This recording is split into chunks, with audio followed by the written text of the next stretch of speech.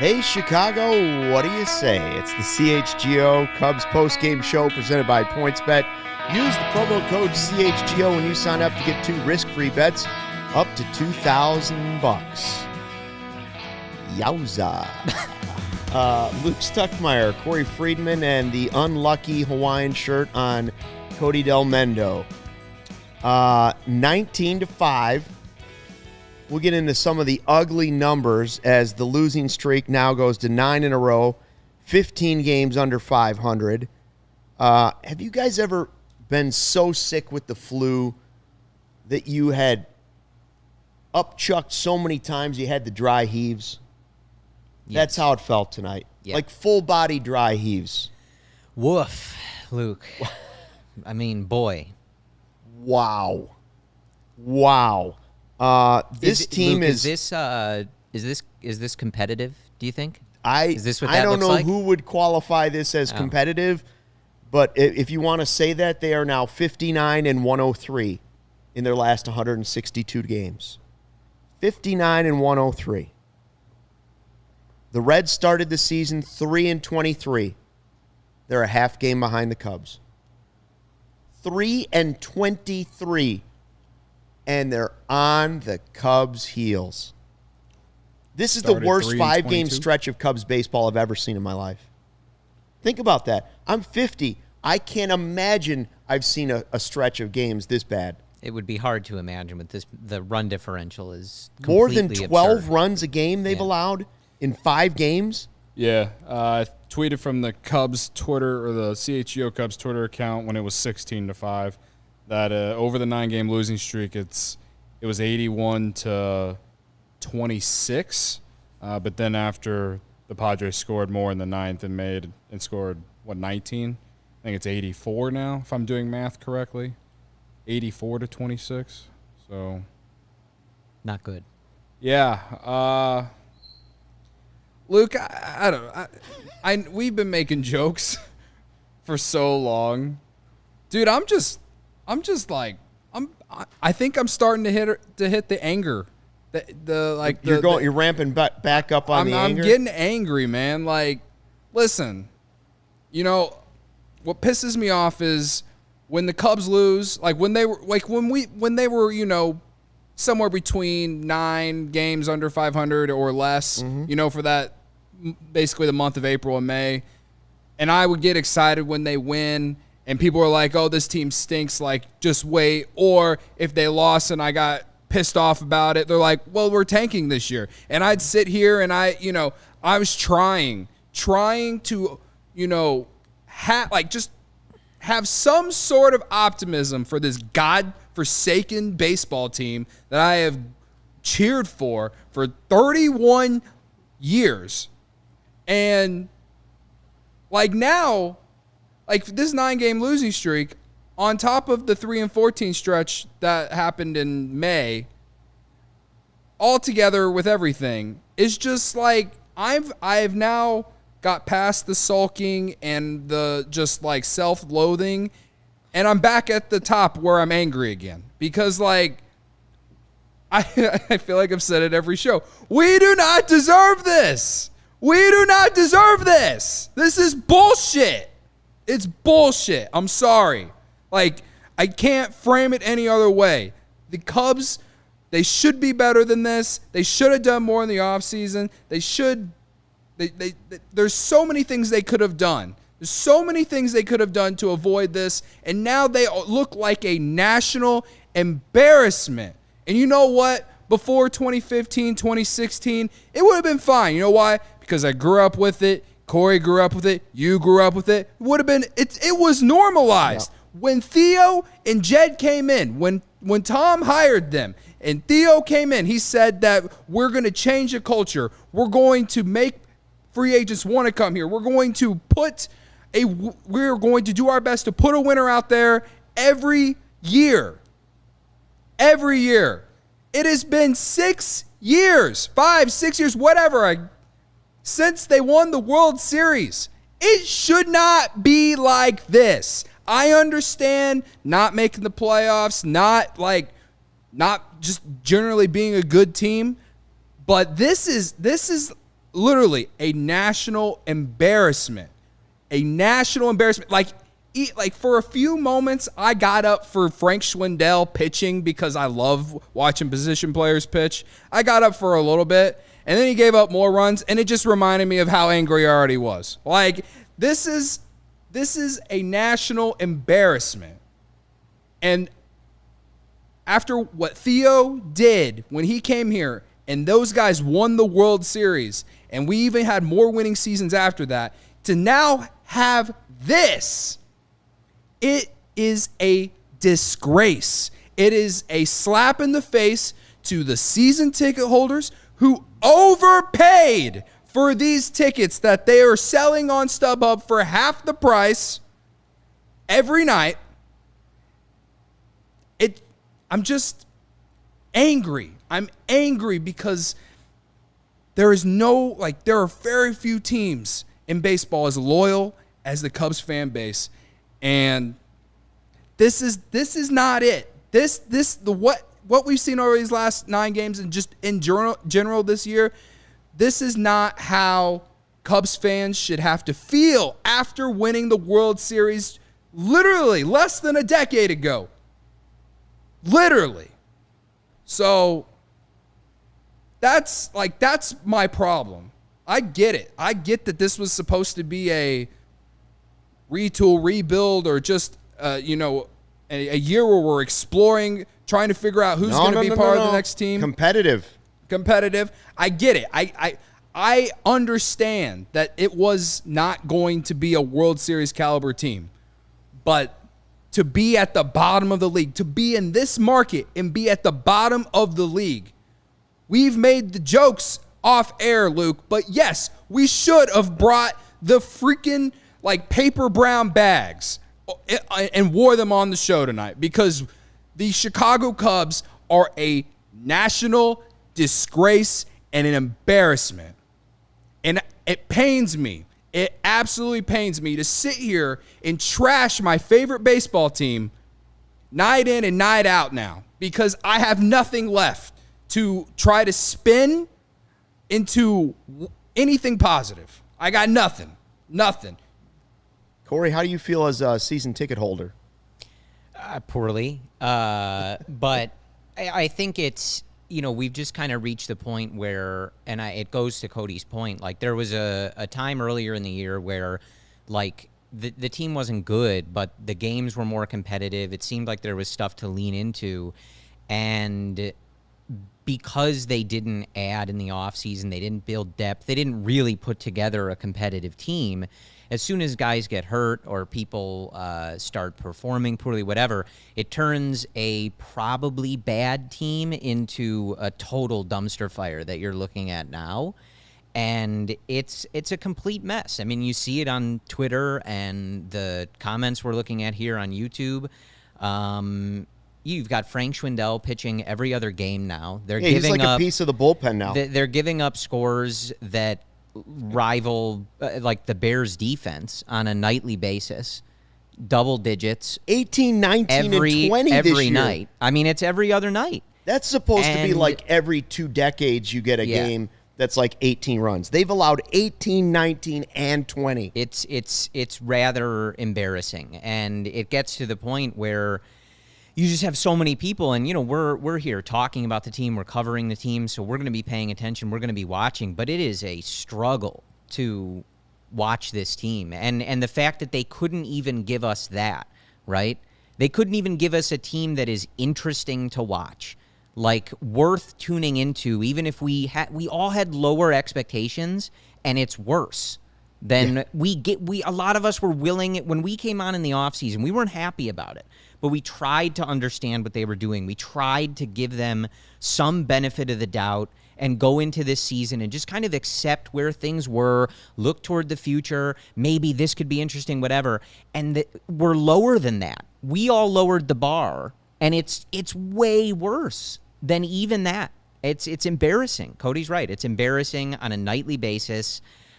You tweeted out a poll of which loss was worse, and that's when it was at like 12 runs. You're going to have to put out a new poll every series.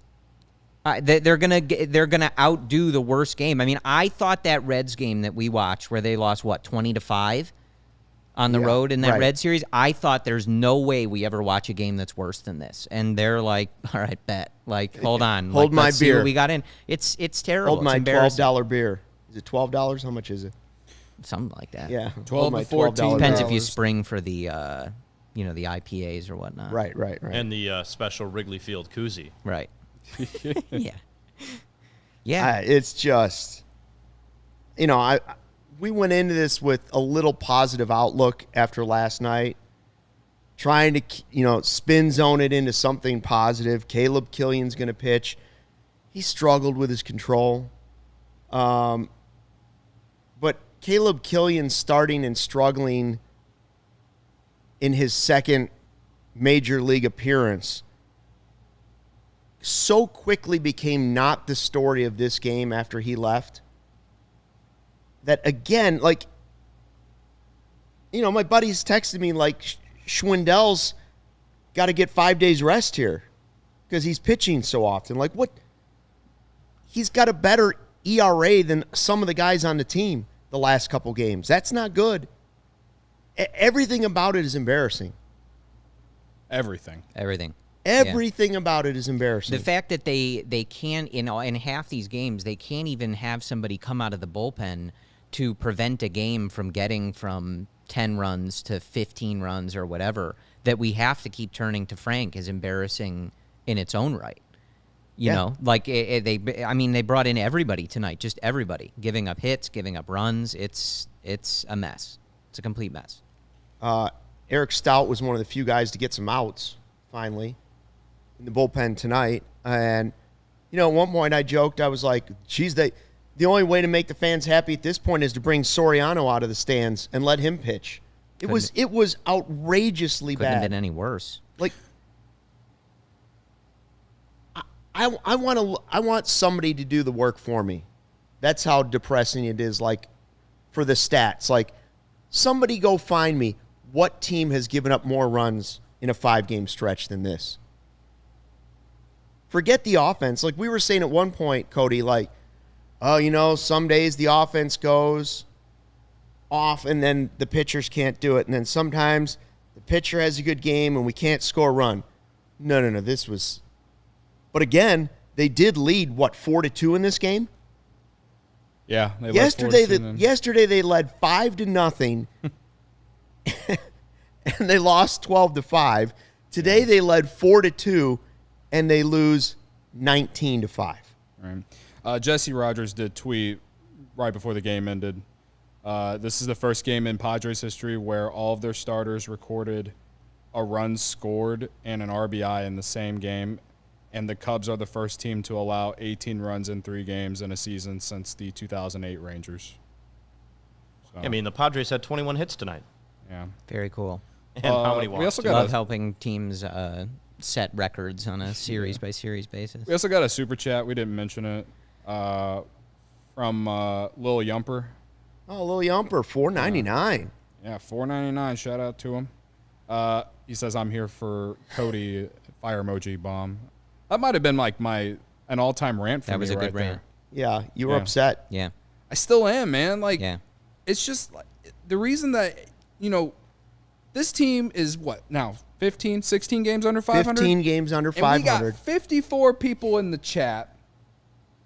56 people in the chat watching right now, and the chat is going after a game where the Cubs lost 19-5. If that doesn't tell anyone how much people care about this baseball team, then I don't know what does. I know the Bulls, Bears, and the White Sox shows today had triple digits, but we know that the Cubs aren't good and they're 16 games under 500. But even at this point, when you see these numbers at 11:15 at night on a random ass freaking Wednesday, like that says something. That says how much people care. And the fact that it just feels like, at least, that ownership doesn't. It feels like Jed doesn't know what he's doing when it comes to evaluating talent because, again, I talked myself into thinking that maybe some of these guys they brought in could be something or at least help them get along. I know injuries have been a big part of it, but every team has injuries. So at the end of the day, you have to hold the front office accountable for that. And then you have to hold ownership accountable for, again, not doing enough. When they had the 3 guys last year, I know right now this year, none of them are having good years except for, you can argue, Rizzo. I know it. And maybe the Cubs are going to be better off without them one day. But when they did have them and they were at that time playing well, and I'm talking about 2018, 2019, they didn't spend enough then. I mean, it's been a catastrophe since the moment Juliana Zobris decided that she was going to go cheat on her husband. It really has been. It really has been. Like, that's really been the moment that nothing has gone fully right for the Chicago Cubs. And it all starts with the fact that they didn't do enough in the offseason to help supplement their roster. That is it. When I think what is really enraging at the moment and why we keep kind of making the sarcastic joke about the phrase competitive, right, is because they all they just bullshit us the whole time, right? Like, there were ways. I don't expect them to come out and be completely forthright with everything that's going on, but the constant insistence, and I know you bring this up a lot, that this isn't a rebuild, don't call it that, this and that, we do think the team is going to be competitive. Like, at least shoot us all straight if this is what's going to happen, because now you're looking at this, and I understand how things have played out, but you start to wonder, like, all right, well, if you legitimately thought this group was going to be competitive, now we have to ask some questions about your ability to run a front office. Right. Because this team is a mess. They have no depth. And as Cody said, like, injuries happen to every team, right? The folks on the South Side don't want to hear us complaining about injuries, right? And, like, that's going to happen. You didn't prepare for that. And you weren't prepared for a lot of things. And you look at someone like Jonathan VR, right, who had been coming off a good year, looked like a pretty good signing, but we're just looking at numbers on Fangraphs. They're the ones that signed him.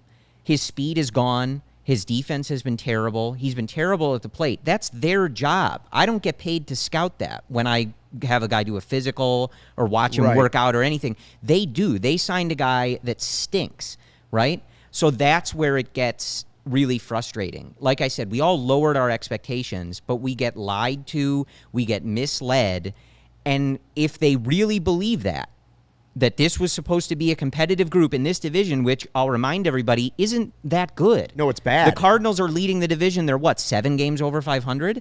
You don't have anybody running away with this division. Nobody's great in this division, and you should be in last place. You're close to last place, right? 3 of the worst teams in baseball, and the Cubs happen to be one of them. And so if you thought this group was going to be competitive, which we got insisted on over and over and over again, either they were lying to us, which is probably what it is, or like Jed, we have to start asking questions about what they're doing and whether they know what they're doing, because this team is not even close to competitive. They have their first baseman pitching every other day. He's got more appearances in the last week than David Robertson does, Frank Schwindel.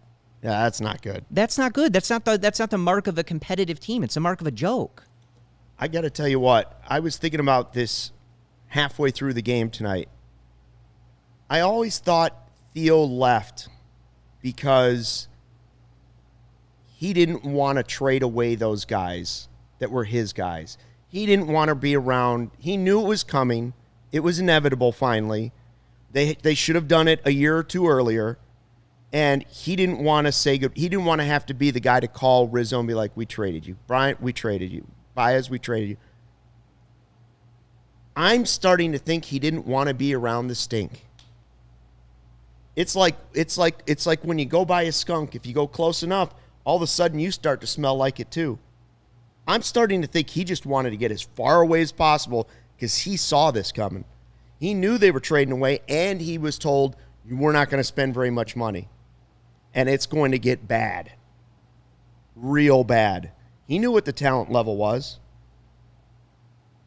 It's just I don't know how you see this team being good even in 2 years. It's to be just honest with you. hard Those to guys piece are far away. together what they're doing and what exactly is the situation when you can't trust what they're saying or thinking, and that's not. We're not even getting into the.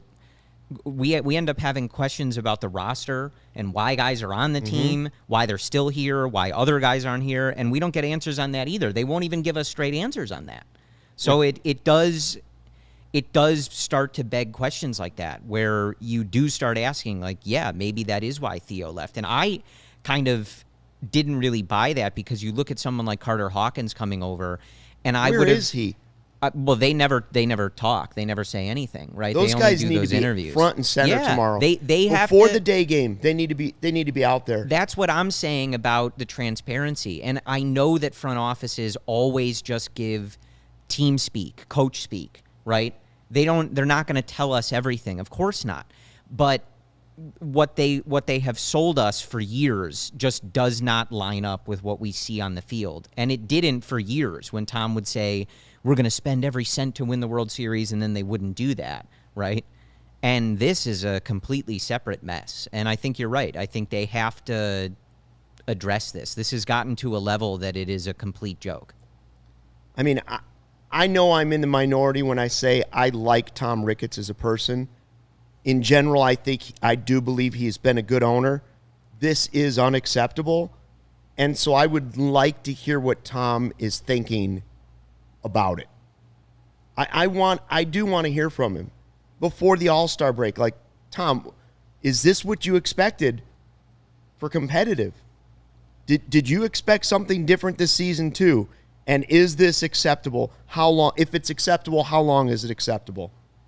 Like, when do you expect this team to actually compete for the division title, compete for the pennant, compete for a World Series? It won't happen. They don't even do. They wouldn't even do the panel at CubsCon. I don't think he'll ever speak to us again. Frankly, I just don't think they care. What's the most upsetting, at least to me, is that most of us, like, we want them to be competitive for the World Series. That's where they should be. That's what the market is. That's what we were promised. That's what the ticket prices suggest, yada, yada, right?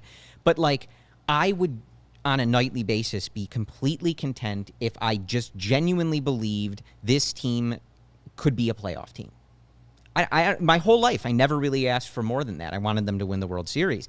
And this is, I mean, so far from that. They can't even give us, like, the little crumb that we, however many they're advertising, 29,000-ish for these games when they do the attendance. So it's less than that, but that's probably what the paid is. Like, they'd get the rest of the stadium full if people just believed, yeah, this could be a playoff team. Like, they're interesting. They're worth going to these games. They're literally so bad that many people are like, no way. I'm not spending. And you can get in for $6 on StubHub, and people still won't go. Yeah. I'm reading some of these comments as they keep coming in.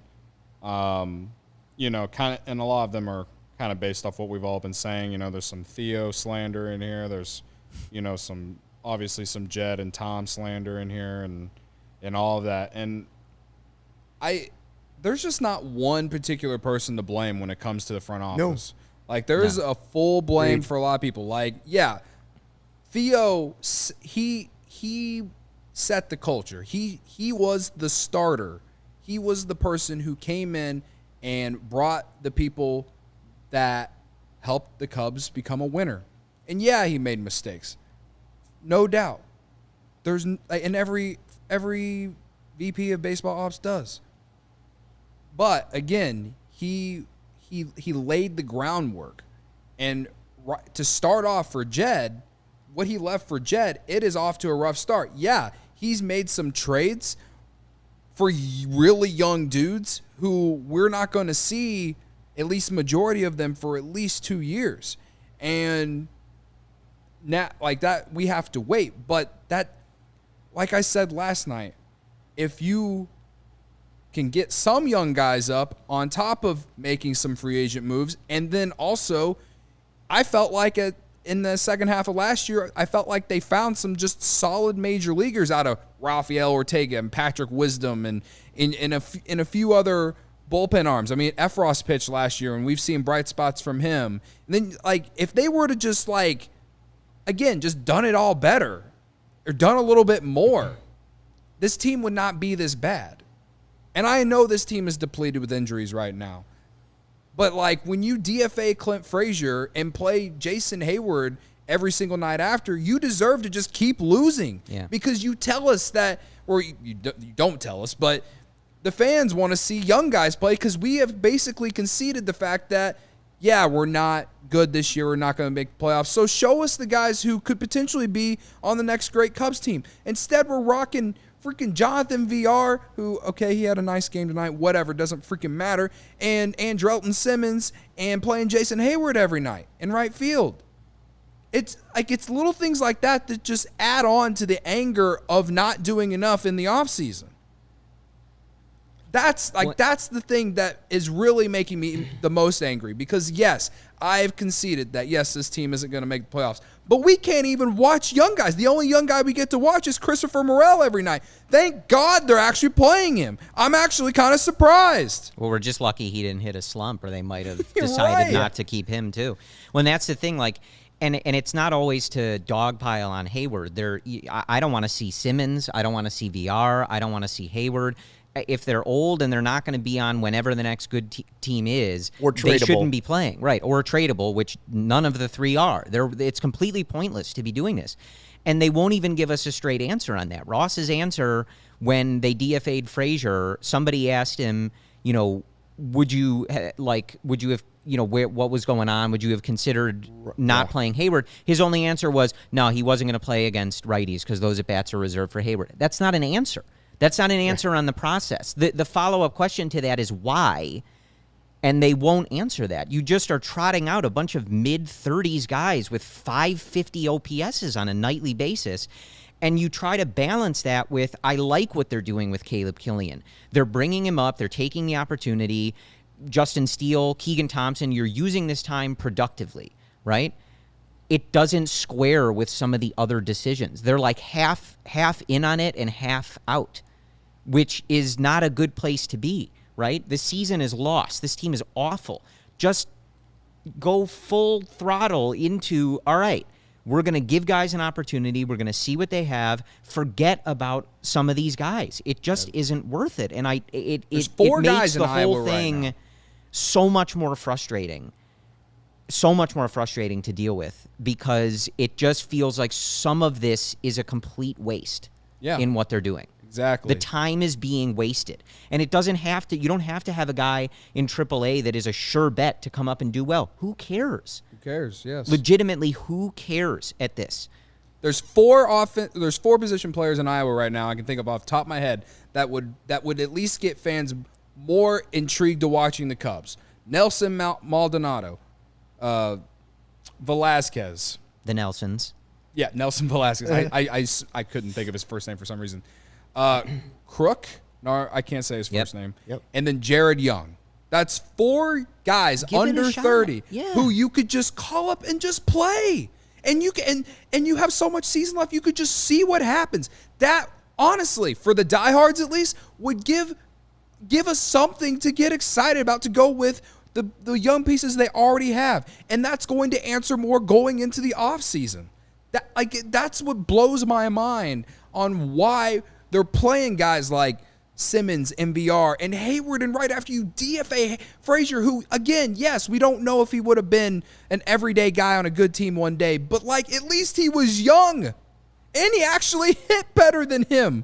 It's just, like, it's little things like that, and you get that, all that stuff that boils over, and then a 19-5 loss on your home diamond in what seems like the middle of a 9-game losing streak, because it doesn't feel like this is going to end anytime soon. It's like, when is it going to end, Luke? It ignites the rage, and I'm telling you, Cody, this is, I know nobody wants to hear it. It just might get worse. It just might get worse. I'm convinced they're losing over 100 games. 2012 was 101 losses. This team is going to lose 101 games. When they trade Wilson Contreras and Robertson and, I don't know, maybe Kyle Hendricks and Ian Happ and all of them, this team will lose over 101 games. They've got a real good chance to be the worst team in baseball. I didn't see it being that bad at the beginning of the season.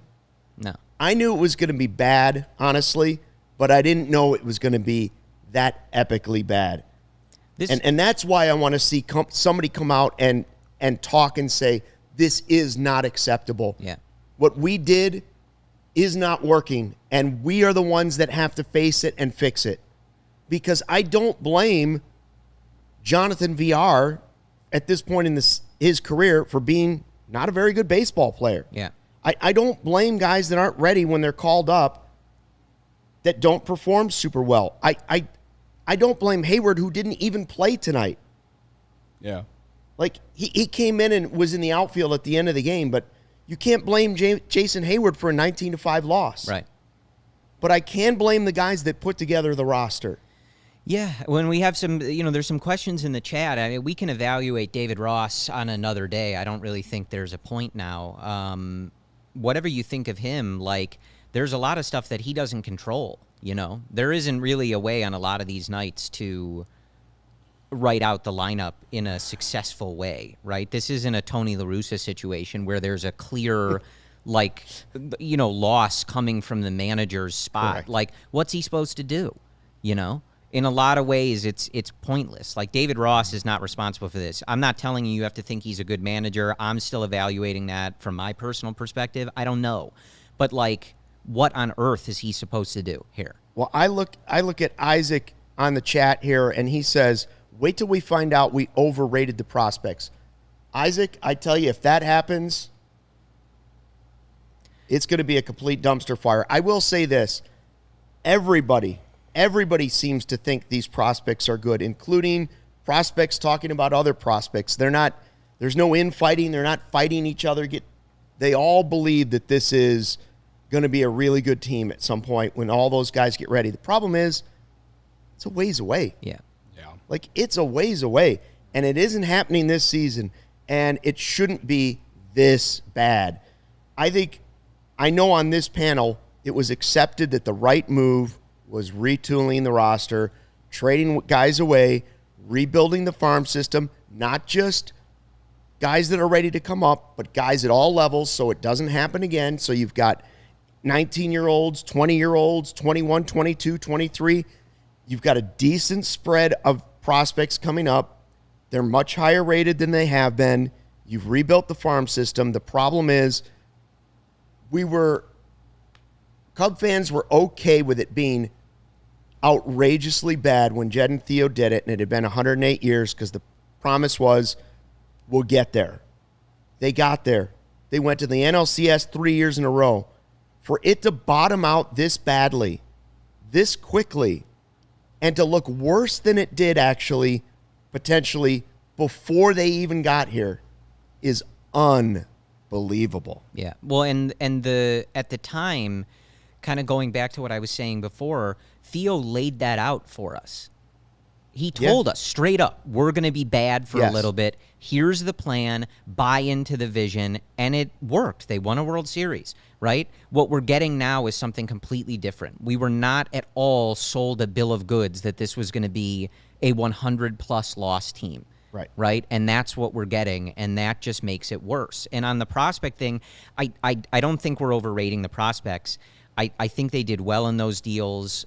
I think that the system is in a good place. I think they're doing good work there. The problem with that, though, and you can look around to a lot of teams and look at this, is that rebuilds and prospects and all of that, it's a gamble. It's a dangerous game, right? Guys get hurt. You know, Brennan Davis is our top prospect. He had a back problem. You know, it's not anybody's fault. It happens. These risks come with the territory. And so the spending needs to be there from the higher up portion of the organization to ensure that the team is good, because you can't just rely on that. Prospects are a gamble. You said that. And Ryan Herrera is ready to jump on real quickly. Cody, what did you bet on? Please tell us there's something positive there. All right. Well, I did bet Cubs money line first 3 innings, and they led 4-2 after 3 innings. So the Cubs did win me something tonight. And then I did bet Padres money line for the entire game. And for some godforsaken reason, those people in Vegas really thought the Cubs would win tonight. I can't explain that. So yeah, I went 2-0 on that. I did have strikeouts on Kilian, and he didn't record one, so I'm just gonna forget about that one. Anyway, made the bets on my favorite app. It's called PointsBet. It's the best way to support CHGO. And if you use code CHGO when you sign up and you make a $50 or more first-time deposit, you receive a free CHGO membership and unlocks all of our web content, and you even get a free shirt of your choice from the CHGO locker, just like the shirt that Luke is wearing. It's super soft, and it's sick drip, Like as me, we like to say it. super soft. If you have any questions, email pointsbet@allchgo.com, and we'll help you. Remember that PointsBet is your home for live in-game betting. They even have a new exclusive feature, live NBA same-game parlay. For the first time ever, build the perfect live same-game parlay only with PointsBet. Combine your favorite bets anytime during the game. You can even boost your live same-game parlays. And if you've been under a rock, I've said this the last couple days, if you've been under a rock, online sign-up is available in Illinois. Has been since March. It's a beautiful thing. You can actually download the PointsBet app right now if you don't have it and register your account from start to finish, all from your phone. If Luke can do it, so can all of you, and he did it. It's really unbelievable with how he uses technology. So, if he can do it, so can you. Signing up with the fastest sportsbook is now easier than ever, so you can start living your bet life in seconds. Use code CHGO to get 2 risk-free bets up to $2,000. So what are you waiting for? Once the game starts, don't just bet. Live your bet life with PointsBet. Gambling problem? Call 1-800-522-4700. Here's another pick-me-up. Strava CBD coffee is a game changer. It's helped thousands of people improve their overall wellness and quality of life. It delivers delicious, fresh roasted specialty coffee infused with organic broad-spectrum CBD. CBD from hemp doesn't make you high or hungry, but it does offer real benefits that can help you. You'll feel more alert and focused without the jitters. Live your day more balanced with less anxiety, fewer aches and pains. Plus, includes CBD in your daily routine can even help you enjoy a more restful sleep so you wake up feeling your best. The best part, Strava is all about quality. Small batch, fresh, and shipped straight to your door.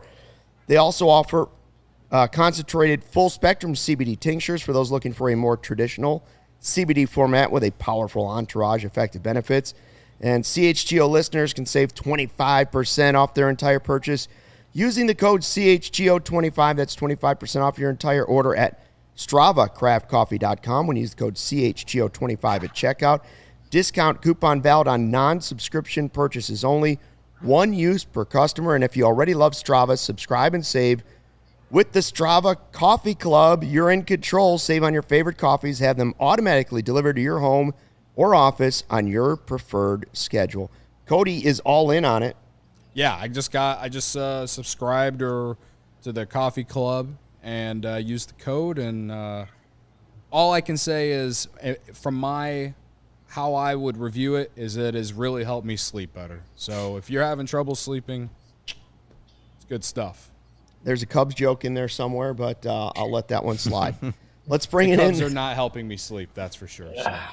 Or they are during the game, one of the two. Ryan's coming into a Lions. Here comes Ryan. Sorry, Ryan. So how fun was that Clubhouse after the game? Define fun. because whatever your definition of it was well below that. No, it was not a fun clubhouse, not a happy clubhouse. Which how can it be? It's a 9-game losing streak. Excuse me, I misspoke. 9-game losing streak. Just got beat 19-5 after getting blown. The brakes blown off you the night before. After getting the brakes blown off you a couple days prior to that in New York, it's like it's obviously a tough stretch by any stretch of the imagination. It's hard. It's a 9-game losing streak. Tomorrow you got Musgrove. I think tomorrow that could very well be 10, and then you got Atlanta Braves, who are the hottest team in baseball, coming in town over the weekend. Like it's not a lot of fun to go around right now. It's not a fun clubhouse, not a happy clubhouse, but it's tough to expect anyone to have a smile on their face after getting beat like that. We've said this. I don't know how it's going to stop before it gets to 13. I don't think that'll happen. But baseball is a funny sport. It's going to stop. Did David Ross say? I don't know anything. What's their response when they look at the numbers and you see that they've scored? They've allowed 18, 19, 20, 61 runs in 5 games. Like, what are they going to do? How are they going to react to this? And, I mean, we kind of asked Haps kind of how you refresh and not put too much pressure off yourselves, or how they not put too much pressure on themselves, just going through this streak. And I mean, no one has the answers. Like Ross kind of said himself, he's like, I wish I had a magical answer that could end it. It's just a stretch where, and I think we talked about it the last couple of days, where it's, if the starting pitching, Justin Steele was good on Monday, Kyle Hendricks gave you a chance yesterday, the bullpen imploded, right? Or you talk about Justin Steele being good on Monday, but the bullpen and the offense were bad, or the offense was bad and the pitching. It's never everything working in sync right now at any point in any game, just in this losing streak. And I mean, obviously you could tell by the fact that they've lost 9 games in a row. But they just haven't had, and Kyle Hendricks actually said this yesterday too, that they just haven't had, it's always been one thing that kind of feels off or isn't working or is struggling, and that's obviously what has led to this just stretch. They respond by they're getting paid to play baseball. They come back here tomorrow or the next day, whatever it takes, and try to win that day. I know Hap kind of got asked, and he said everyone comes in here, the clubhouse, everyone's doing the right things according to Hap. No one's coming in here. Again, everyone's coming in there doing the right things in the clubhouse, pregame, bullpen, whatever it is that he can see, and then it's just not working out. So, yeah, I don't have an answer for how you respond to that. I don't know if they don't have any magical answer that's going to fix everything either. Obviously, a rough stretch already and coming up. We've just been sitting here. Honest, I mean, we've barely talked about the game. What is there to say? They lost 19-5. The top pitching prospect had an off night, and we're not even really upset that he had an off night. We're just really upset about the fact that Frank Schwindel has more relief appearances than David Robertson over the last 5 days. We've been sitting here discussing on how before the All-Star break, we need to hear something from someone in that front office or ownership or something. If it was up to me, Jed or Carter should be at the ballpark tomorrow taking questions from you guys. Ryan, you know me. I'm the fan guy here. I get to do this, and you have to be objective, and that's okay. But everyone in the chat, just any Cubs fan in general, there's just a lot of we just don't understand why things have gone the way they have whenever we were told that this team was going to be competitive. And I know you can strategically turn that around and stuff, but even Luke said that he didn't think this team would be this bad. And it's at a point where you think that these two guys would be front and center to talk to the media about what is going on with this team. So that's one of the main reasons why we brought it up in a way. I'm going to be honest. If I was if I'm in their shoes, like I would not want to talk to the media every day. If it was up to me, though, in my seat, yes, I would love to talk to Jed Hoyer tomorrow and ask questions. We did that a couple of weeks ago on the South Side after the whole transparency thing, that stuff that happened with the Marquee Sports show, and kind of grilled him on that. And we did that, and Jed Hoyer. I haven't even seen Ricketts this year outside of on Fergie Day when he spoke on a podium. Yeah, I don't. What was the question again? I don't know if there was a question in there actually. I mean, I got the.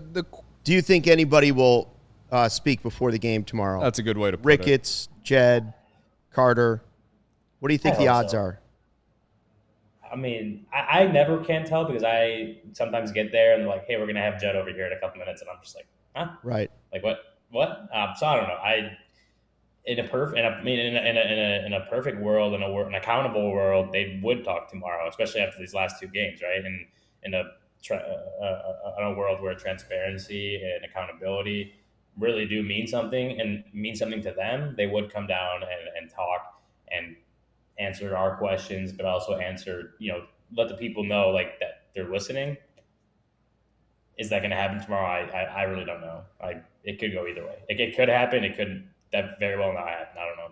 Obviously, Kilian didn't have his best stuff. He certainly didn't have command. He was really wild, struggled right from the beginning.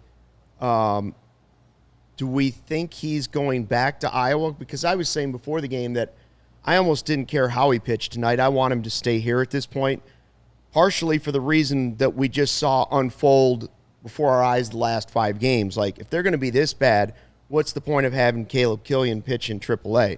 Like, have him here learning at the highest level. Like, do we think, is there any sign that he's going to stay here, or has that not been discussed yet? Yeah, I mean, I think the expectation is for him to be up for a little bit, kind of get a little more of a run. Ross talked about obviously the opportunity came through injuries. Drew Smiley's probably not going to be back for a couple more weeks. Stroman and Miley are still have like 10, 11-ish days respectively on their IL stint. So I think you could expect Caleb Killian to have a couple more turns to the rotation, at least get consistency. Ross talked pregame and he talked pregame just kind of about, again, he's getting the opportunity because of injuries, but he's also earned the opportunity with the way he's pitched. And, that's just kind of how it goes in Major League Baseball. Like, stuff happens and you get your opportunities through injuries or through however, and obviously you kind of, your actions and the way you play kind of helps you get more opportunities when you get those first ones. But yeah, I think you could expect a couple more turns to the rotation from Caleb. Obviously he knew he didn't have it today. He knew the command wasn't there. And so obviously moving forward would like those starts to be better. And he said he's going to go back, try to figure out what it was that was kind of not working for him today, which really, because outside of that, third inning, and it was nine pitch inning, just really didn't have it. Just no command, the sinker. I think he went through it like for the most part for most of his pitches because he didn't have a lot of command with his secondary stuff. It was just, again, not a good outing from him, but hopefully in these next couple ones he gets a better routine and more consistency in the big leaguers in the big leagues, and can find more success like he did in his first start, which we saw. Did they talk at all about kind of where that lack of command may have come from mechanically, the heat or anything like that? Because just looking, obviously we all saw the command wasn't there, but a lot of stuff missing up especially. And as you mentioned, I think he threw like 6 breaking balls, and that curveball is a big pitch for him. And you could kind of tell he tried to spin a few way up in the top of the zone. They just were not happening. Did they offer up any kind of thought on that, or? Not. I think that that's something that they want to go look at the video and see if it's anything mechanical.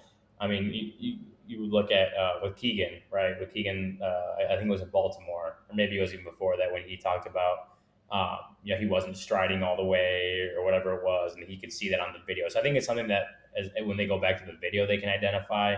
I do know that Caleb kind of said he thought he was just trying too hard, aiming it, trying to throw it to certain spots, and instead of just kind of letting it rip, which I think is something that the letting it rip part was something that helped him have success his first start. And then he said he was just kind of trying too hard, trying to aim it too hard, pitching to a certain spot instead of just kind of, throwing instead of pitching. And so if that's just, the pressure, maybe the heat played a part in it. It could also just be like, it's just one of those days and you just learn from it. You flush it, but you also, figure out what went wrong, work on that in between starts and try to, address that and be better next time. I don't know what else to say about this team right now. I really don't. I don't know where they go. Yeah. Ryan, I told these guys at the beginning of the podcast, I said, this is the worst 5-game stretch I've seen in my lifetime, and we know I'm old.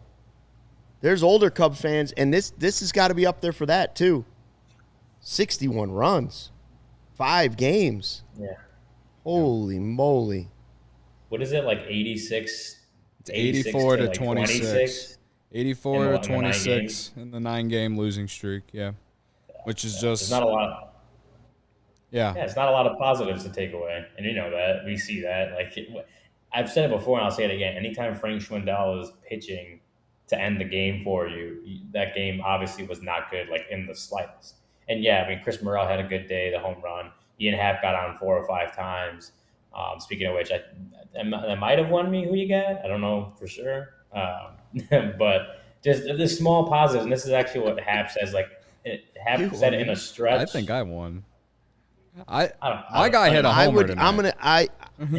What are the different stats? Morrell had a home run, an RBI single. It's an RBI, two RBI single, I believe.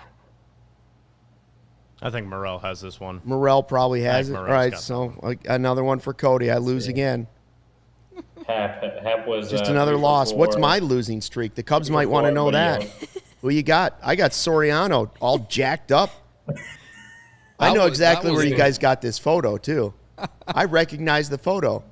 That's Beer Money. Yep, you know exactly. Interviewing either John Cusack or Kerry Wood. Yeah, it was John Cusack. John Cusack. Yep, pulled it off your Instagram. You shouldn't have told him. I knew it was. Soriano was the highlight of this game.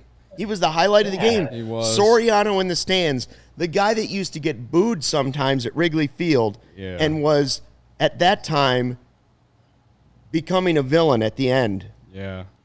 In a Cubs uniform, just realized he'd be the best player on this team. They were winning when they took that photo on Marquee. They were winning 4-2. Yeah. We were getting Soriano in a shirt that said "Hot Dad Summer." Well, yeah, look at that right there. Though that's 2 jacked guys right there. Now I'm in a good mood again. Hashtag gains. Yeah. Hashtag gains. That really was my favorite moment of the game, even before, without all the scoring. It's nice to see when the Cubs are highlighting other former Cubs outside of the 4 Hall of Famers. Yeah. And by the way, somebody not from the 1960s. Right. It's nice. It's someone from my generation, me and Corey's generation. RWB on the chat. I agree. I don't know why he was so disliked. The guy ripped the quad off his bone. He wasn't the same player. Yeah. I don't know. He kind of still hit a lot of home runs. Yeah. It was very he was streaky. At first when I saw it was no. I was just saying just today in general. Walk up and I just see this guy walk out of the dugout and I'm like, is that Alfonso Soriano? What is he doing here? I guess his son's travel team has a tournament in Indiana. Were they talking about that on the broadcast? Probably. Anyway. But what did he say about wanting to sing the stretch? Soriano, I guess, was asked before the game, are you going to sing the 7th inning stretch? And Paul Sullivan tweeted that his answer was, no, I don't think we're going to be here that long. Well, for his sake, I think we're all happy that he left before that. Jennifer Garner, did she stick it out to the end? I think so. I could see where she was sitting. She was right behind home plate, and I would peek over once. I'm like, yep, she's still here. She's still hanging out. I don't know if she made it to the 9th inning, but she was definitely here for the stretch. I'd never heard that she was a Cubs fan. I wonder if she was neither. there for the Padres. Yeah. Maybe. Or just was in Chicago and was Robbie like, yeah, Gold let me was go. there, though, so, he's a Cubs fan. Good as gold. Yeah. Robbie Gold looked like he was up in like the rafters too. Like it didn't look like bleacher seats to me, or it didn't look like any of these ones like that they give the celebrities and stuff. It looked like he was up in the nosebleed. So I'm like, I wonder where he. I didn't know where he was. I wanted to find it, but I couldn't find it. That's what it looked like. He deserves better than that. Hey, Cody, by the way, what is your pick of the week? My pick of the week? Yeah, points bet pick of the Ooh, week. tomorrow, probably going to take Padres? Celtics. I'll probably take the Padres, too. But, let's shift it a little to the NBA Finals. I'm going to take the Celtics tomorrow at home. I think they're 4-point favorites. I think this series goes to 7. I'm on CHGO Bets Daily for the last, month. Not month, but I've been riding the Celtics all playoffs. When they were playing Milwaukee, I said whoever wins that series is going to go to the NBA Finals and win. I'm sticking to it. So they got to win tomorrow. Celtics -4. Slam it. Also, shout out to the fake Klay Thompson guy. That is one of the more hilarious. Unbelievable. One of the more hilarious videos I've seen on the internet. If you don't know that story and you're listening to this podcast, that Clay is the guy's name, and he makes money by looking like Klay Thompson. He went to a home game for Golden State for the NBA Finals, Game 5, and he's much heavier than Klay Thompson, but he looks like him. He actually got through like 3 layers of security before the game and shot around on the court for like 10 minutes before somebody realized, wait a minute, that's not actually Klay Thompson. He has now been banned from the arena. Yeah, you got to like. And he said it was worth it just to get to shoot around before Game 5. Yeah. How do you let some random dude onto the floor to shoot around? And I'm going to guess his shot's not as good as Klay Thompson. Like, who's watching?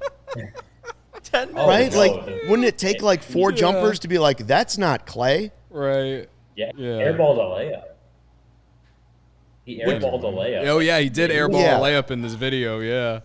That was probably shooting when it the people well. were like, "What is going on here?" So turn that into a Cubs story. What would be worth it for you as a Cubs fan? What experience would be worth it for you? You're a season ticket holder, Corey, to never be allowed inside Wrigley Field again. Well, who am I claiming that I look like that I'm trying to get past security? Well, I'm just like, I think the closest comp in body was like Zach Davies. I think I could have passed for Zach Davies. so you'd like to go out and throw a few warm-up pitches I before think he comes in the game? physically I could have passed for Zach Davies, and at a lot of points last year, I don't think anyone would have questioned when I was giving up home runs whether or not I was Zach Davies. Right. On the current team, though, I don't think I could sneak in there. I mean, everybody's been confusing me for Soriano the last 48 hours. It's the Hulk Hogan-esque pythons. You know what I mean? Yeah, right. What would you do before the game, or what experience would you have to have at Wrigley Field for it to be worth being banned from the ballpark the rest of your life? You got to be on the mound. You'd Take have to be on BP, the you just mound. jump in with a uniform, start No. taking hacks during a World Series BP?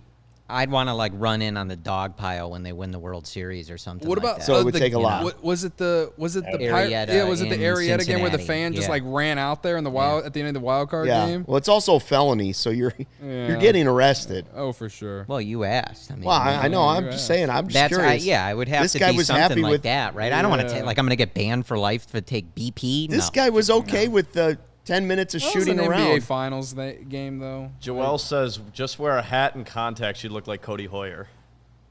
Me? Yeah, I don't know. I don't know if I've seen. Let me look up Cody No. Hoyer real quick. I don't know if I've seen him Got enough. the same hair color, I think. But Yeah, maybe. Yeah, I mean, but if you're wearing a hat, the hair color probably doesn't matter. yeah. I'm a relief pitcher. Trust me. Don't worry Ryan, about it. you could be like Manny Rodriguez.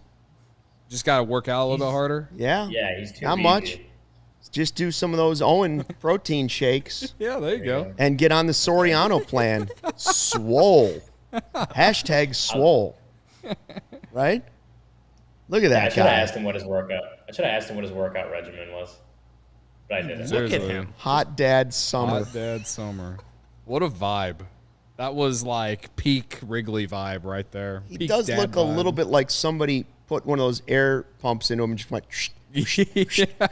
He's just like he's jacked, but he's like inflatable jack. Yeah. He was hitting a home. If you gave him a bat tonight, he was going deep.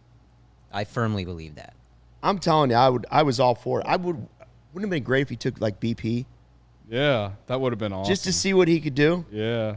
If it's going to be a clown show, at least Yeah, let's have yeah. some fun. Because as you said, like, it's not even fun. Like, when Rizzo pitched, against Freddie Freeman, like, that was a bad game. We're all having a good time. This isn't fun. This is, like, it's too many times. It's embarrassing. Like, they're ruining something that usually is kind of fun and goofy. Like, some of the accounts on Twitter tweet a position player pitching. Like, this isn't funny. Like, this is a joke. Yeah. Every day this is happening? No. At least give us Soriano, have him come out of the stands, onto the field, in the hot dad summer shirt, let him pitch Did he even it. throw out the ceremonial first pitch? No, it was, you said it was, wasn't it the Sky?